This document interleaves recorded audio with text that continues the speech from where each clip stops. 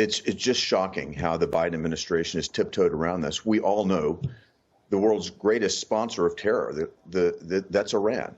Iran is at the very heart of this. They're behind this. We've allowed them to enrich themselves under the Biden administration. And Larry, you and I know how the sanctions were working under the Trump administration. We worked together to impose them. You remember how we got Japan to stop buying Iranian crude. We had Iran at a point where they were ready to bargain, but they waited till the outcome of the election. The Bidens came in, and here's what's happened. They've looked the other way on the sanctions. We've allowed them to increase their capital accounts by roughly $50 billion just in additional oil sales since they've come in. You recall earlier this year, the Biden administration signed off on Iraq, making a $10 billion payment to Iran. Then most recently, the $6 billion ransom payment. What we've done is put Iran in a position to do precisely what they have done. And the incentive here, I think, is very obvious as well.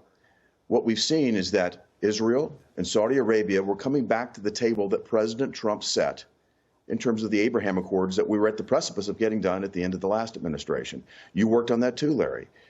As the Iranians saw the Saudis and the Israelis coming back to the table, the last thing they want to see is prosperity and the freedom that goes along with it break out in the Middle East.